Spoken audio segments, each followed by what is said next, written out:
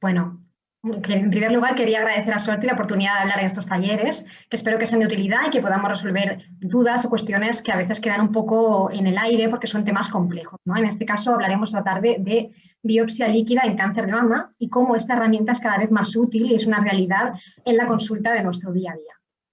Entonces, vamos a hablar de por qué es importante hacer una biopsia, ¿no? Siempre el oncólogo se empeña en biopsiar el tumor, porque esto es importante. ¿Qué es en concreto la biopsia líquida? ¿De qué hablamos cuando hablamos de biopsia líquida? ¿Qué utilidades tiene? Tanto las utilidades actuales, ¿no?, que ya se pueden utilizar en la práctica, como futuras, que van a venir muchas, y unas pequeñas conclusiones de todo esto. Entonces, en primer lugar, ¿por qué es importante que biopsiemos el tumor?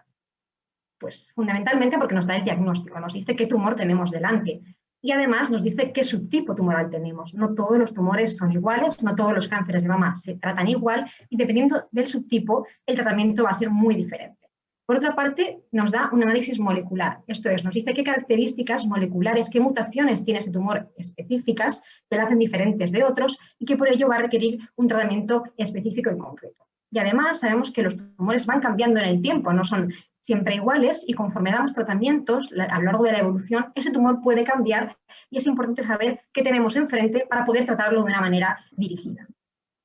Para ello tenemos la biopsia de tejido, pero la biopsia de tejido, a pesar de que nos da el diagnóstico del tumor y la caracterización molecular, pues tiene sus inconvenientes, ¿no? Sabemos que es una técnica invasiva que a veces no es fácil de llevar a cabo, ¿no? Porque o bien no sea accesible, a veces tenemos una lesión, ¿no?, que no llega a pinchar bien la aguja, o bien produce pues, riesgos o tiene, por ejemplo, un riesgo de sangrado, complicaciones como dolor, y esto, que no es muy frecuente, pues puede pasar y complica un poco la técnica. Por otra parte, no podemos estar repitiendo constantemente debido a estos inconvenientes la biopsia, además de que requiere ingreso del paciente, o sea que es una técnica bueno, que tiene sus pegas. Y por otra parte, algo importante es que no recoge la heterogeneidad tumoral. ¿Esto qué es? Porque no todas las lesiones metastásicas del paciente son iguales. Por ejemplo, podemos tener una lesión en el pulmón y una lesión en el hígado y estas no son iguales. Si biopsiamos solo la lesión del pulmón, vamos a tener una información solamente del pulmón. Y esto es una limitación que tiene la biopsia de tejido. Sin embargo, la biopsia líquida, que viene a ser una analítica de sangre, digamos, aunque ahora veremos que también de otros líquidos, permite hacer esta caracterización molecular, pero de una forma mucho más sencilla, que es con una extracción de sangre, ¿no? Es una forma que es más rápida y más fácil de obtener, podemos pinchar, hacer una analítica en cualquier momento, y además la podemos ir repitiendo para monitorizar lo que estamos haciendo, ¿no? Y por otra parte, el problema de la heterogeneidad tumoral, que no recoge bien la biopsia de tejido, sí que la podríamos subsanar con la biopsia líquida, porque recoge todas las alteraciones, independientemente de donde tengamos la metástasis, la recoge y la analiza en la sangre, ¿no? Entonces, ¿de qué hablamos cuando hablamos de biopsia líquida? ¿Qué exactamente es de la biopsia líquida? Pues bueno, tenemos, cuando hay un tumor, ese tumor puede producir una liberación a la sangre de las propias células tumorales que pueden morir y se liberan a la sangre, o bien de trocitos de material genético, de lo que llamamos ADN. Esto es lo que se conoce como ADN tumoral circulante, o en inglés Circulating Tumor DNA, ¿no?, que es el ctDNA que muchas veces oímos, ¿no? Pues esto es lo que nosotros analizamos en la sangre cuando hablamos de ADN tumoral. Y es lo que se encuentra en el plasma, que es una parte de la sangre y que se separa de lo que serían las células de la sangre, como los glóbulos rojos, glóbulos blancos. Y este DNA tumoral circulante se encuentra mezclado en la sangre con otras cosas, ¿no?, con las propias células o con DNA, ADN, ¿no?, cuando digo DNA digo ADN, normal de las células del resto del cuerpo, que también está presente en pacientes sanos que no tienen cáncer. Hay todo mezclado. Este ADN que se encuentra circulando en la sangre tiene una cosa que nos es muy útil, y es que tiene una vida media muy corta, es decir, que cuando se libera ese material a la sangre, enseguida se elimina por el riñón, se elimina por el hígado, de manera que dura nada más que unas 2 horas en la sangre. Si hacemos extracciones de sangre seriadas a lo largo del tiempo, ¿no?, pues de aquí a un mes o un año, vamos teniendo diferentes fotos de la enfermedad, de manera que construimos al final una película de la evolución de la enfermedad de ese tumor. Esto es diferente de lo que ocurre, por ejemplo, con los marcadores tumorales. Con los marcadores tumorales, estos reflejan lo que está pasando en la enfermedad hace como 2 meses, por ejemplo, ¿no? No es una foto tan fiel de lo que está sucediendo en el momento actual como la biopsia líquida. Y si lo comparamos con la biopsia de tejido, pues aún más, ¿no? La biopsia de tejido, si se hizo hace 1 o 2 años, pues da una foto de la enfermedad muy estática del momento antiguo en el que se hizo, ¿no? No permite hacer una secuencia tan en el momento como hacemos con la biopsia líquida. Además, como decíamos antes, no solo se puede analizar en sangre, sino que podemos analizar este material genético o estas células en el resto de líquidos del organismo. Por ejemplo, el líquido que recubre las meninges, en la saliva, en el líquido que recubre el pulmón, como es la pleura, ¿no? O incluso en la orina. Es decir, que el concepto de biopsia líquida es muy amplio y, aunque nos centremos sobre todo en la sangre, también es importante saber que se puede hacer en más líquidos. ¿Y qué es exactamente lo que miramos en la sangre o en estos líquidos? ¿Qué es lo que estamos mirando? Pues lo que estamos mirando son las diferentes mutaciones que se encuentran presentes en el propio tumor. Las mismas mutaciones que tenemos en el tumor son las que vamos a encontrar en la sangre y que no están presentes en el resto de células normales, ¿no? Solo vamos a encontrar estas alteraciones en las células tumorales y de ahí vamos a diferenciarlo del resto. Y sabemos que esto viene del tumor.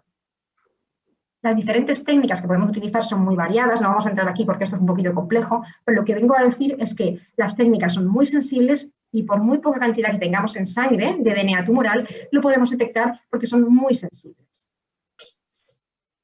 Y centrándonos ya en las utilidades, ¿para qué nos sirve la biopsia líquida? No sabemos lo que es, pero ¿para qué podemos utilizarlo? Pues ha habido un desarrollo muy grande, sobre todo empezando por pulmón, por cáncer colorectal y ahora ya mucho en mama, y podemos utilizarlo para hay diferentes sitios donde podemos utilizarlo. Por un lado, podemos hacer una caracterización molecular. Esto es muy importante, lo comentábamos antes, y es que podemos ver las diferentes mutaciones o alteraciones genéticas del tumor en la sangre. De manera que si detectamos, por ejemplo, en este caso, mutación de PI3K, que es una mutación muy frecuente en cáncer de mama y que tiene un fármaco dirigido para ella, pues podemos ofrecer a esta paciente tratarse con un fármaco que ya está aprobado, que será el Pelisib, solamente con la detección de esta mutación en la sangre.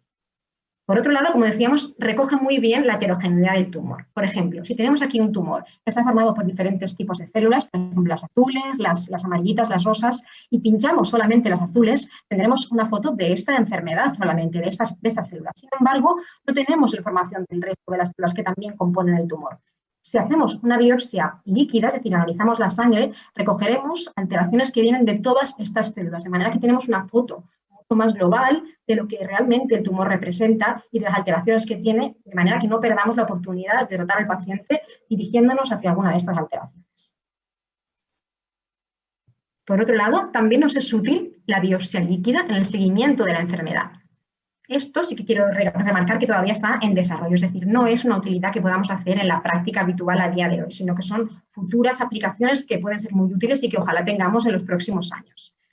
Para empezar, en el seguimiento podemos hacer el seguimiento de la enfermedad localizada. Esto es, el tumor cuando se encuentra en la mama, a veces cuando el tumor es muy pequeñito que ni siquiera se palpa, no se detecta por palpación, podríamos hipotéticamente detectar en sangre estas alteraciones en el ADN, ¿no? Detectar ADN tumoral en la sangre y adelantarnos al diagnóstico, adelantarnos a que la paciente se palpe, adelantarnos a la mamografía. Por otro lado, cuando tenemos ya un tumor que ya se ha diagnosticado y se opera, podríamos hacer un seguimiento de esta enfermedad. Imaginaos que esta es la curva azul, es la cantidad de ADN tumoral en la sangre, el paciente se opera, en este momento se saca sangre, y debería caer la cantidad de ADN tumoral porque ya no queda tumor, ¿no? Si el tumor ha desaparecido, no tenemos ADN tumoral y deberíamos pues, encontrarnos en cero. Si queda algo de ADN tumoral, podemos sospechar que aquí, cuidado, porque puede quedar algo de enfermedad residual. Por otro lado, podemos hacer el seguimiento después de que la paciente se haya operado durante los años siguientes, podemos ir sacando sangre y ver qué pasa. Si vuelve a subir la cantidad de ADN tumoral en la sangre, pues cuidado porque podemos estar ante una recaída de ese tumor, ¿no? Y detectarlo incluso antes de que vuelva a dar la cara en forma de un bulto o antes incluso que las pruebas de imagen. O sea, que, hipotéticamente nos serviría para hacer un diagnóstico precoz de esta recaída. Y en enfermedad metastásica, pues también es muy útil para monitorizar la enfermedad metastásica. Hemos visto que pacientes que tienen una cantidad grande de ADN tumoral en la sangre y empiezan un tratamiento, por ejemplo, con quimioterapia, esta cantidad de DNA tumoral, si el tumor responde y se reduce, también se reduce y se mantendría en niveles muy bajitos mientras funciona el tratamiento. Si deja de funcionar, volvería a subir esta cantidad de ADN tumoral y si damos un tratamiento nuevo que funciona, volvería a bajar. Es decir, que podemos ir monitorizando la cantidad de ADN tumoral y ver cómo va evolucionando la enfermedad en función de esto. Por otra parte, vemos que la curva verde serían los marcadores tumorales que a veces utilizamos en cáncer de mama, como el 15-3, que no son tan sensibles y que muchas veces la enfermedad empeora o mejora y el marcador se queda estable y no cambia, ¿no? Y sin embargo, el ADN tumoral sí que es una técnica que nos refleja más lo que está pasando. Aquí tenemos ejemplos de diferentes pacientes con distintas mutaciones. Si damos un tratamiento, las mutaciones, todas ellas bajan cuando el tumor responde y vuelven a elevarse cuando el tratamiento deja de funcionar. De manera que nos va dando, pues eso, un reflejo de qué está pasando en el paciente, solo con una analítica de sangre.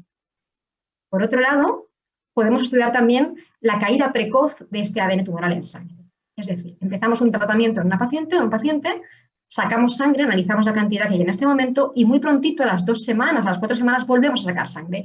Si vemos que esta cantidad de sangre de ADN tumoral baja o sube, nos puede dar un reflejo de qué es lo que va a pasar cuando hagamos un TAC o un PET en 3 meses. No nos adelantamos y si baja, sabemos que esa paciente probablemente responda y si sube, probablemente sepamos que esa paciente no va a ir bien y el tratamiento no va a ser efectivo. De manera que podemos adelantarnos un poco a las pruebas de imagen.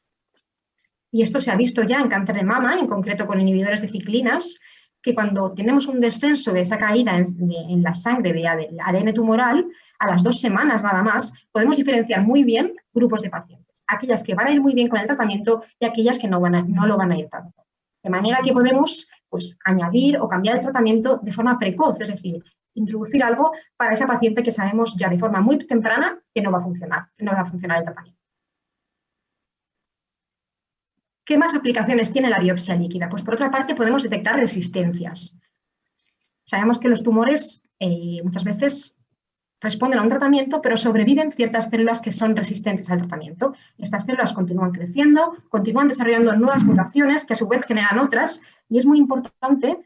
Sería muy importante tener una biopsia de cada momento de la enfermedad para saber qué está pasando, ¿no? ¿Qué mutaciones resistentes hay aquí? ¿Qué mutaciones resistentes hay en este punto de la enfermedad?